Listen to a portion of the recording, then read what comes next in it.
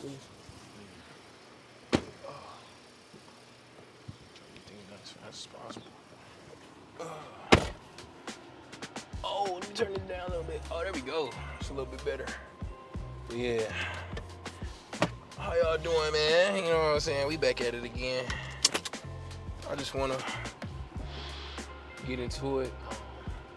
Got a whole lot to say, I guess, but you know, I got some words of encouragement just for anybody that's, you know what I'm saying, on the way to the work, on the way to the grind. I just got out the gym, so I got to like this little get up on. I was hooping, but while I was hooping, I was kind of thinking about something.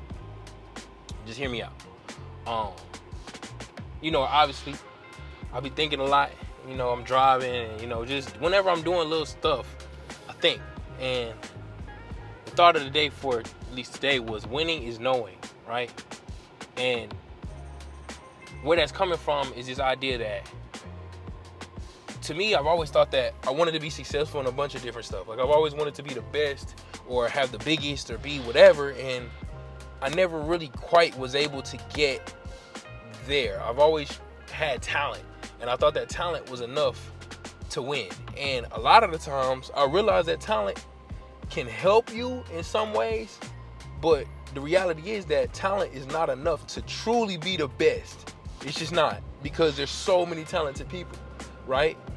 But winning is about knowing. Winning is about knowing yourself. Winning is about knowing what it is that you're trying to accomplish, and then also knowing how to navigate the specific obstacles that stop you from winning. And the only way to do that is to spend time with the game, to spend time with your craft, to spend time in life trying to figure out how to get around those specific things. And what I've noticed is that the more time that I spend, and I use basketball as an example because I play basketball all the time. Hooping, when I'm hooping, anybody that knows me, they know I'm a mid-range sniper. Mid-range sniper. I don't care what nobody say, bro. If I get in that mid-range, bro, you give me that one dribble, what? Bro, one dribble, and I'm in the air, and I got you like leaning, and I jump up in the air, it's over. You're not getting anything. Like I'm quite literally getting ready to get the ball, like in the rim. It's just walk down to the other side. That's the point I'm trying to make. Like it's money, right? 3-pointer, he'll make it. Like, don't just leave him open. Like, I'm no slack. I'm not stupid, but at the same time, like that mid-range though, I don't care if you're 7 feet tall. I don't care if you're 6'5". If I get you leaning, and I pull up, it's money every time. Especially if I get the right lift on it. But then I thought about other players like Kobe Bryant. I thought about Michael Jordan. I thought about, Chris Paul. It's like these guys. Think about it. Michael Jordan, he was a great dunker. He could shoot threes. What we talk about, he the greatest basketball player of all time. The reality is, Michael Jordan's best shot was his mid-range shot. When Game 6, when Russell was on him, I think it was Byron Russell. I don't remember his name, but whoever that was on the Jazz, he said, "Oh, I'm gonna get past you for the game winner." Where did he go? That elbow, pull up, wet, game. He knew what to do to win. Think about it, bro. Craig Elo against the Cavaliers. Where was he at? The mid-range. He had the lift, and he knew what to do. Sometimes I think where I err in thinking and trying to learn how to win is I think that in order to win, I have to identify my weaknesses and work on all my weaknesses and never have any weaknesses. Bro, we're all gonna have weaknesses. That's life. You know what I'm saying? And this doesn't necessarily have to apply to a craft or apply to a skill or whatever. This is life. We're going to have weaknesses. We're gonna have things that make us who we are. We're gonna have strengths that make us who we are. You know what I'm saying? But the reality is that don't necessarily let your strengths define you. Don't let your strengths pigeonhole you. Don't let your strengths be the only thing about you. But understand that your strengths can shape you and allow you to spend time enough to know how to navigate the struggles that you will come about on your journey. You know what I'm saying? So the best example I can give you and where I'm working on that now outside of just basketball and like real life is like, okay, I'm a musician, right? And I wouldn't necessarily say I'm the strongest lyricist. And sometimes I'm a little insecure about that. Just to be quite honest with you, like I listen to other guys rap and I'm like, man, like I wish I was a little bit better when it came to my wordplay. I wish I was a little bit better when it came to my I had a little bit more interesting ways of saying things. But I'm strong when it comes to my hooks. I'm strong when it comes to the way that I pick melodies and things like that. And that's when I realized, like, wait a second, I've been leaning away from where I'm so strong at because I'm so insecure about what I want to be good at. Bro, your strengths are there for a reason. Lean into them. Allow them to give you a way to get into that success. And then over time, as you capitalize on those opportunities, you know where to lean. You know where to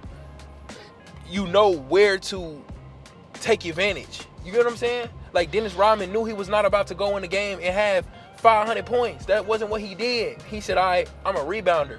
So guess what I'm finna go in here and do? Rebound. I'm finna go crazy. If I get 30 points, cool.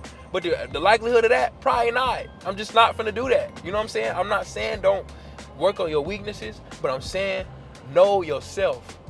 Know yourself. Spend time with yourself. Give yourself time to develop. Give yourself time to understand what it is that you want to do and where you want to be successful at. Because at the end of the day, Dennis Rodman didn't not try to get points because he didn't want to get points. Dennis Rodman wanted a job playing basketball. That's what he wanted. And he knew that basketball was a team sport. And he knew that teams needed rebounders. So if his strength is rebounding and he wants to achieve being successful in basketball and he knows that he's a great rebounder, he can be a great addition to a team and that will be valuable to that team and he can get paid to play basketball, guess what he's about to do? Rebound. That's what he's going to do. So if I know that I want to be a musician and I want to make a living off of this and maybe I'm not the best lyricist, that doesn't mean that I don't go to the studio session and try my lyrics. That doesn't mean that I'm insecure about those things. That doesn't mean that I don't try. That doesn't mean that I stay in a box.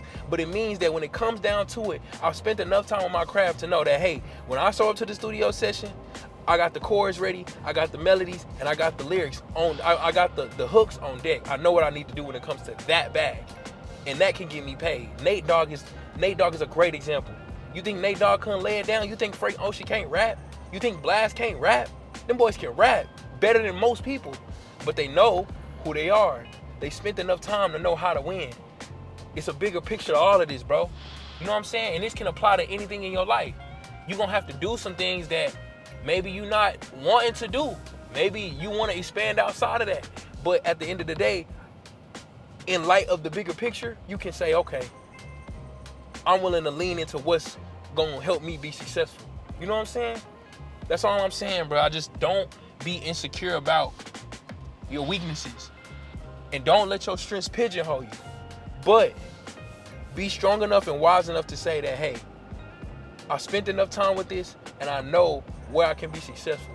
I know how to win in this game. And I think that at the end of all of it, you'll have a product and you'll have a life and you'll have results that will then you can be proud of. You know what I'm saying?